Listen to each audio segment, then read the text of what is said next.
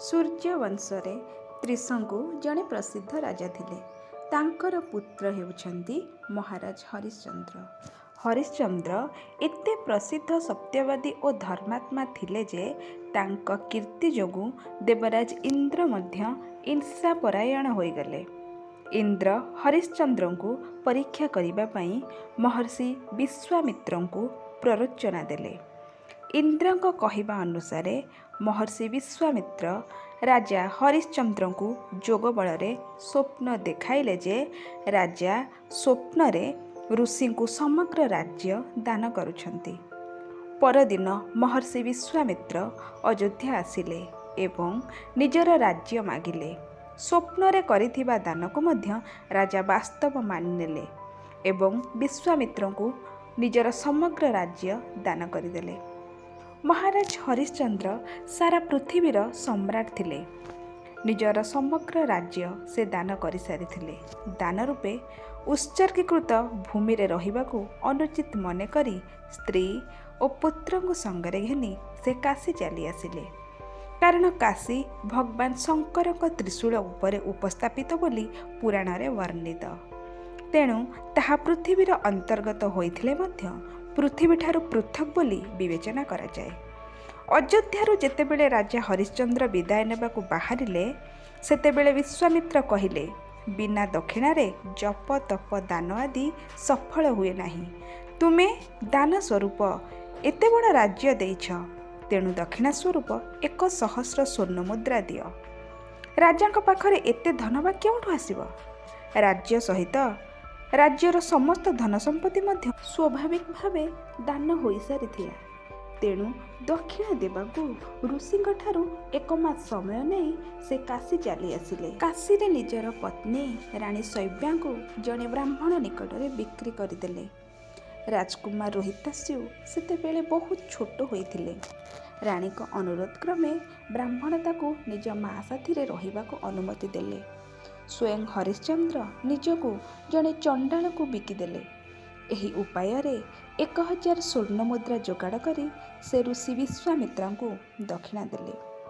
महाराणी शैव्या ब्राह्मणर घरे दासी काम करने लगिले।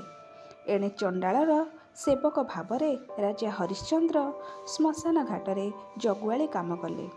सेठाकू शव संस्कार करने आसुथिबा लोकंक ठारू टिकस नहीं शव संस्कार करने अनुमति देवा कार्य चंडाल तांकू समर्पण करिथिला।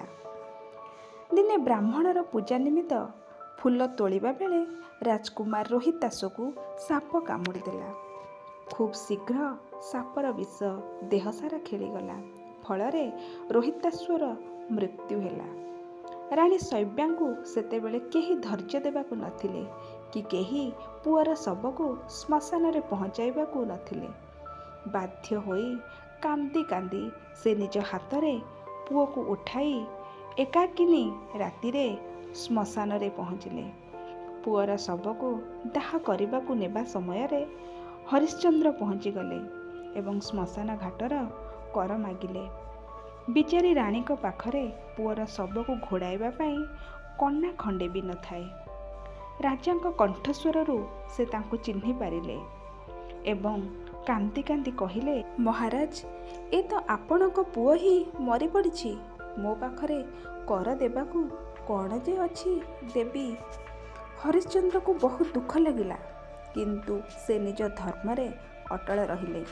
से कहिले, रानी मु एठारे चंडालर सेवक।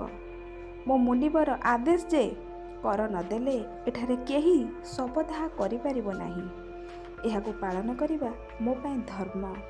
मु मो धर्म छाड़ी पारिबी नाही। तुमे मते किछि हेले देई शव संस्कार कर।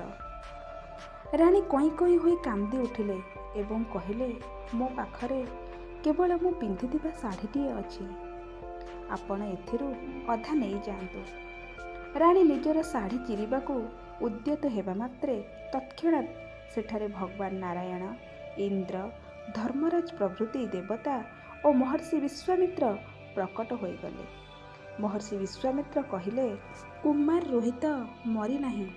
प्रकृत रे ए सबु केवल ऋषि विश्वामित्र जोगमाया बल देखा जाउथिला। राजा हरिश्चंद्र को କିଣିଥିବା ଚଣ୍ଡାଳ ଥିଲେ ସାକ୍ଷାତ ଧର୍ମରାଜ। ସତ୍ୟ ହେଉଛି ସାକ୍ଷାତ ନାରାୟଣଙ୍କର ସ୍ୱରୂପ। ସତ୍ୟ ପ୍ରଭାବରେ ରାଜା ହରିଶ୍ଚନ୍ଦ୍ର ରାଣୀ ଶୈବ୍ୟାଙ୍କ ସହିତ ଭଗବାନଙ୍କ ଧାମକୁ ଚାଲିଗଲେ। ମହର୍ଷି ବିଶ୍ୱାମିତ୍ର ରାଜକୁମାର ରୋହିତାଶକୁ ଅଯୋଧ୍ୟାର ରାଜା କରାଇଲେ। ଏଣୁ ସତ୍ୟବାଦୀ ହରିଶ୍ଚନ୍ଦ୍ରଙ୍କ ପାଇଁ କୁହାଯାଇଛି, ଚନ୍ଦ୍ର ଟଳେ ସୂର୍ଯ୍ୟ ଟଳେ, ଟଳେ ଜଗତର ରୀତି, ନ ଟଳଇ କେବେ ହରିଶ୍ଚନ୍ଦ୍ରର ସତ୍ୟବ୍ରତ ନୀତି।